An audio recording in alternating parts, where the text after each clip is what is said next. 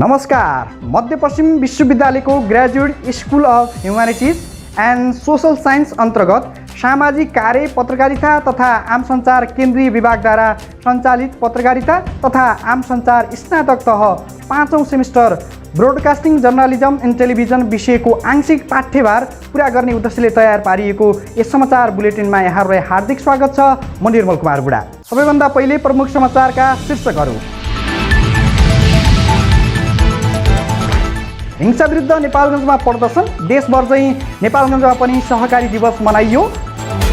वादी समुदायको मादल बनाउने पेसा सङ्कटमा, निजी क्षेत्रले सेवा बन्द गरेपछि सरकारी अस्पतालमा स्वास्थ्य बिमा लिनेको चाप बढ्दो। इरानद्वारा अमेरिकाको प्रस्तावित 48 घण्टे युद्धविराम अस्वीकार, युद्धविरामका लागि वासिङटनको कूटनीतिक प्रयास असफल।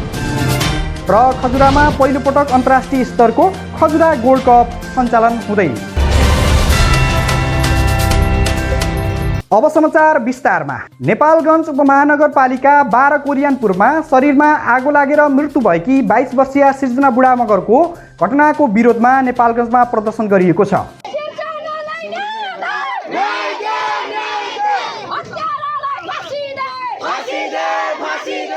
मृतक बुढा मगरका आफन्त तथा स्थानीयवासीले घटनाको निष्पक्ष छानबिन र दोषीमाथि कडा कारबाहीको माग गर्दै प्रदर्शन गरेका छन्। जलेको अवस्थामा सडकमा भेटिएकी बुढा मगरलाई प्रहरीले उद्धार गरी अस्पताल पुर्याएको थियो। उपचारका क्रममा चिकित्सकले उनलाई मृत घोषणा गरेका थिए। घटनापछि आक्रोशित आफन्त र स्थानीयवासीले नेपालगञ्जमा विरोध प्रदर्शन गर्दै जिल्ला प्रहरी कार्यालय बाँकेको गेट अगाडि धरना दिएका थिए। प्रदर्शनकारीले बुढा मगरको शरीरमा आगो लगाएर हत्या गरिएको दाबी गर्दै घटनामा संलग्न व्यक्तिलाई तत्काल कानुनी दायरामा ल्याउन माग गरेका छन्। धरनामा सहभागी स्थानीय अगुवा असरी पोखरेलले घटनाको सत्य तथ्य सार्वजनिक गरी पीडित परिवारलाई न्याय दिनुपर्ने बताइन्।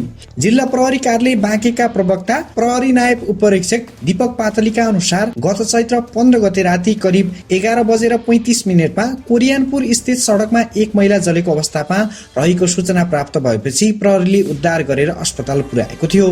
प्रहरीको प्रारम्भिक अनुसन्धानमा महिलाको जलेर मृत्यु भएको देखिए पनि घटनाको वास्तविक कारण खुल्न सकेको छैन। घटनाको प्रकृति शंकास्पद देखिएकाले गम्भीरतापूर्वक अनुसन्धान अघि बढाइएको प्रहरीले जनाएको छ। यसैबीच घटनाबारे थप अनुसन्धान गर्न बाँके प्रहरीले 5 सदस्यीय छानबिन समिति गठन गरेको छ। प्रहरी नायब उपरीक्षक दीपक पातलीको नेतृत्वमा गठित समितिले घटनाको सत्य तथ्य पत्ता लगाई विस्तृत प्रतिवेदन पेश गर्ने बताएको छ। बाँकेका प्रमुख प्रहरी उपरीक्षक अंगुर जीसीले निष्पक्ष अनुसन्धान मार्फत दोषीलाई कानुनी कारबाही गरिने जनाएका छन्। देशभर विभिन्न कार्यक्रम आयोजना गरी 67औं राष्ट्रिय सहकारी दिवस मनाइएको छ। 2013 साल चैत्र 20 गते चितवनको शारदा नगरमा पहिलो सहकारी स्थापना भएको दिनको स्मरणमा यस वर्ष सहकारीमा सुशासन, प्रविधि र एकीकरण भन्ने नाराका साथ दिवस मनाइएको हो। राष्ट्रिय सहकारी महासंघ लगायत सहकारी क्षेत्रसँग सम्बन्धित विभिन्न निकायले दिवसका अवसरमा अन्तर्क्रिया, चेतनामूलक कार्यक्रम तथा छलफल आयोजना गरेका छन्। देशभर हाल करिब 30,000 सहकारी संस्था सञ्चालनमा रहेको तथ्याङ्क छ। सहकारी क्षेत्रमा झण्डै 60 लाख सदस्य आबद्ध रहेका छन्। यस क्षेत्रले करिब 50,000 जनाले प्रत्यक्ष तथा 5 लाख नागरिकलाई अप्रत्यक्ष रूपमा रोजगारी प्रदान गरिएको बताइएको छ। सहकारी क्षेत्रले नेपालको कुल गाईस्थ उत्पादनमा करिब 3% तथा वित्तीय पहुँच विस्तारमा 15% योगदान पुर्याएको जनाएको छ। यद्यपि सहकारी संस्थाको संख्यात्मक विस्तार भए पनि गुणस्तर अभिवृद्धि हुन नसक्नु, वित्तीय अनियमितता तथा विभिन्न विकृति विसङ्गतिका कारण पछिल्लो समय सहकारी प्रति सर्वसाधारणको विश्वास घट्दै गएको सरोकारवालाहरूले बताएका छन्। राप्ती सोनारी गाउँपालिका वडा नम्बर 2 का शङ्करवादी मादल बनाउने पुर्ख्यौली पेसा सङ्कटमा परेपछि चिन्तित बनेका छन्। पहिले चाडपर्वको समयमा मादल बनाउन भ्याइ नभ्याइ हुने गरे पनि अहिले उनको दैनिकी माछा मारेर बित्ने गरेको छ। सरकारमा अब भनिरहेको छैन, गइरहेको छैन के अरे। अब सरकारले देख्ने हामी जग्गा दिनु छैन, केही पनि छैन। यो मादल बनाएर माछा मारेर खाने हो। शङ्करवादीका अनुसार पहिले पर्वका बेला दैनिक 2 देखि 3 वटासम्म मादल बनाएर बिक्री हुने गर्थे। करिब 30 वर्षदेखि पुर्ख्यौली पेसामा संलग्न रहेका उनले अहिले यो पेसालाई निरन्तरता दिन पनि कठिन भएको र छोड्न पनि नसकेको अवस्था आएको बताए। उनका अनुसार बुवाबाट सिकेको सिप भएकाले यही पेसालाई निरन्तरता दिने सोच भए पनि आर्थिक अभाव र बजारको कमीले समस्या थपिएको छ। शङ्करवादीले आधुनिक समयसँगै परम्परागत बाजाको माग घट्दै गएको बताए। अहिले डीजे तथा आधुनिक सङ्गीतप्रतिको आकर्षण बढेपछि मादल लगायतका बाजाहरूको प्रयोग कम हुँदै गएको उनको भनाइ छ।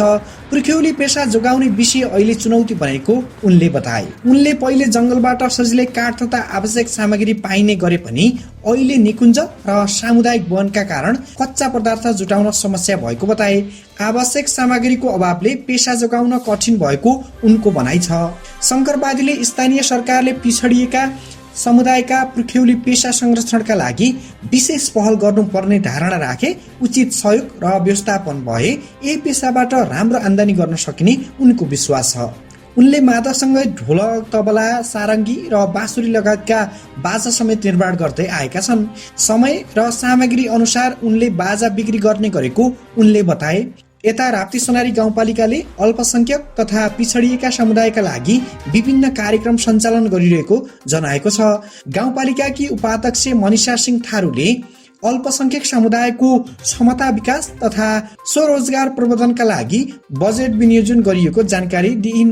राप्ती सोनारी गाउँपालिकाले पिछडिएका बाडी समुदायका अल्पसंख्यकमा परेका जातिकाहरूको लागि सुखमूलक तालिमहरू कार्यक्रमहरू को लागि बजेट छुट्याएको छ र त्यो चाहिँ हामीले अब यसै वर्षभित्र सुरु गर्ने लक्ष्यमा पनि छ। बाडी समुदाय पिछडिएका वर्गहरूको लागि यस्तो उन्नतिको लागि विभिन्न खाले कार्यक्रमहरू पनि अझै सञ्चालन नै गर्नुपर्ने चाहिँ हामी जानकारी गराउँछौँ। उपाध्यक्ष थारूले पालिकाभित्र रहेका बादी, मनाहा, माझी लगायत अल्पसंख्यक समुदायलाई सिपमूलक तालिम तथा आवश्यक सामग्री वितरण गर्ने योजना रहेको बताइन्। समुदायको आर्थिक अवस्था सुधार गर्दै पुर्ख्यौली सिप संरक्षण गर्ने उद्देश्यसहित कार्यक्रम अगाडि बढाइएको उनको भनाइ छ। समाचारमा एकैछिन व्यापारिक विश्राम। तपाईँ हामीलाई प्राविधिक संसारको माध्यमबाट एक रोमाञ्चक यात्रा तय गर्न college of engineering and management Nepalgunj आतुर भइरहेको छ।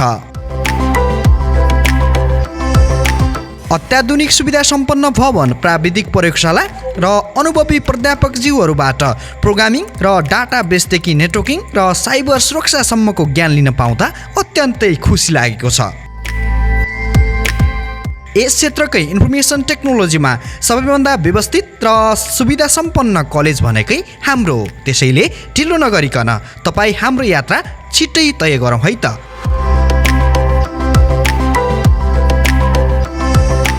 के तपाईँ आइटी पढ्ने सोचमा हुनुहुन्छ?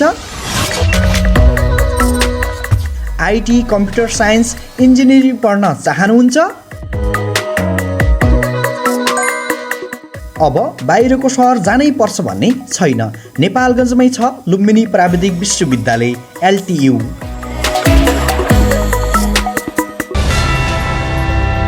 विश्रामपछि समाचारमा पुनः स्वागत छ। अब बाँकी समाचार। सरकारले निजी अस्पताल तथा मेडिकल कलेज मार्फत सञ्चालन हुँदै आएको स्वास्थ्य बिमा सेवा बन्द गरेपछि सरकारी अस्पतालमा बिरामीको चाप बढेको छ। निजी क्षेत्रबाट सेवा रोकिएपछि सरकारी अस्पतालमा स्वास्थ्य बिमा सेवा गराएको सङ्ख्या वात्तै बढेको छ। भेरी अस्पतालमा स्वास्थ्य बिमा सेवा लिने बिरामीको संख्या दैनिक बढ्दै गएको अस्पतालले जनाएको छ। बिरामीको चाप बढेसँगै अस्पताल व्यवस्थापन तथा कर्मचारी अभावका कारण सेवाग्राहीले शास्ति खेप्नु परेको गुनासो गरेका छन्। सेवाग्राही खडक खत्रीले स्वास्थ्य बिमाको सेवा लिन बिहानैदेखि लाइनमा बस्नुपर्ने अवस्था रहेको बताए। उनले लामो समय पालो कुर्नु पर्दा निकै समस्या हुने गरेको गुनासो गरे। सेवाग्राहीका अनुसार अस्पताल प्रशासनको व्यवस्थापन कमजोर हुँदा अनायकमा दुःख पाउनु परेको छ। कर्मचारी कम र सेवाग्राही धेरै भएकाले घण्टौं लाइनमा बस्नुपर्ने बाध्यता रहेको उनीहरूको भनाइ छ। पहिले दैनिक 80 देखि 90 जनासम्म स्वास्थ्य बिमा सेवा लिने आउने गरेकोमा पछिल्लो एक सातादेखि दैनिक 200 देखि 300 बिरामी सेवा लिन आउन थालेको अस्पतालले जनाएको छ। भेरी अस्पताल स्वास्थ्य बिमा काउन्टरकी कर्मचारी मन्जु चौधरीले निजी अस्पताल तथा मेडिकल कलेजबाट स्वास्थ्य बिमा सेवा हटाएपछि सरकारी अस्पतालमा बिरामीको चाप बढेको बताइन्। कर्मचारी दरबन्दी थप नभएकाले सेवा प्रवाहमा समस्या भएको उनको भनाइ छ। मुख्य रूपमा बिमित नागरिकले समयमा औषधि तथा उपचार सेवा नपाउनु, लामो समयमा बस्नुपर्ने अवस्था, बिमा गरेका र नगरेका बिरामी बीच विभेद हुने गुनासो तथा रिफर प्रक्रियामा आवश्यक कागजात व्यवस्थापनको समस्या जस्ता कारणले स्वास्थ्य बिमा कार्यक्रमप्रति नागरिकको विश्वास घट्दै गएको सेवाकर्मीहरूले बताएका छन्। अब अन्तर्राष्ट्रिय समाचार। इरानले अमेरिकाको प्रस्तावित 48 घण्टे युद्ध विराम अस्वीकार गरेको सरकारी समाचार एजेन्सीले जनाएको छ। इरानका अनुसार अमेरिकाले उक्त प्रस्ताव एक मैत्रीपूर्ण राष्ट्र मार्फत पठाएको थियो। स्रोतका अनुसार युद्ध विराम सुनिश्चित गर्न वाशिङटनले कूटनीतिक प्रयास तीव्र बनाएको छ। विशेष गरी कुवेत स्थित बुबियान टापुमा रहेको अमेरिकी सैन्य गोदाममाथि इरानले लक्षित आक्रमण गरेपछि अमेरिकाले युद्ध विरामको प्रयास बढाएको बताइएको छ। इरानले अमेरिकी इजरायली गतिविधिप्रति कडा प्रतिक्रिया जनाउँदै आएको छ। इरानी पक्षले अमेरिकाले आफ्नो सैन्य क्षमताको गलत मूल्याङ्कन गर्दा अमेरिकी सेनालाई चुनौती सिर्जना भएको दावी गरेको छ। यद्यपि इरानले युद्ध विराम प्रस्तावको औपचारिक लिखित जवाब दिएको छैन, तर युद्धभूमिमा आक्रमणलाई निरन्तरता दिँदै आफ्नो असहमति स्पष्ट पारेको विश्लेषण गरिएको छ। यसअघि इजरायल र अमेरिकाले संयुक्त रूपमा तेहरान सहितका इरानका विभिन्न क्षेत्रमा आक्रमण गरेका थिए। त्यसपछि इरानले इजरायल तथा पश्चिम एसियामा रहेका अमेरिकी सम्पत्तिलाई लक्षित गर्दै मिसाइल तथा ड्रोन आक्रमण सुरु गरेको थियो। यस घटनाक्रमले पश्चिम एसियामा तनाव झनै बढेको छ। युद्ध विराम अस्वीकृतिपछि आगामी दिनमा क्षेत्रीय सुरक्षा अवस्था थप जटिल बन्न सक्ने विश्लेषकहरूले जनाएका छन्। अब पालो खेल समाचारको। खजुरालाई खेलकुद मार्फत राष्ट्रिय तथा अन्तर्राष्ट्रिय रूपमा चिनाउने उद्देश्यसहित खजुरा गोल्ड कप फुटबल प्रतियोगिता आयोजना हुने भएको छ। न्यू डाफे स्पोर्ट्स क्लबको आयोजनामा तथा खजुरा गाउँपालिकाको संरचनामा प्रतियोगिता हुन लागेको हो। आयोजकका अनुसार चैत्र 30 गतेदेखि सुरु हुने प्रतियोगिताको तयारी अन्तिम चरणमा पुगेको छ। पहिलो पटक आयोजना हुन लागेको गोल्ड कपलाई सफल बनाउन स्थानीयवासी समेत क्लबका अध्यक्ष बालराम खत्रीका अनुसार प्रतियोगितामा 2 विदेशी टोली सहित 8 टिमको सहभागिता रहनेछ। प्रतियोगितामा Sankata club Kathmandu, APF club, church boys club, Nigerian John club, Lucknow Sahara club Bharat, Gorkha वाइजिङ sport club Butwal, Kakrebihar club Surkhet तथा आयोजक न्यू डाफेक स्पोर्ट्स क्लब खजुराको सहभागिता रहनेछ। प्रतियोगिताको विजेताले 7 लाख रुपैयाँ तथा उपविजेताले 4 लाख रुपैयाँ सहित ट्रफी प्राप्त गर्ने आयोजकले जनाएको छ।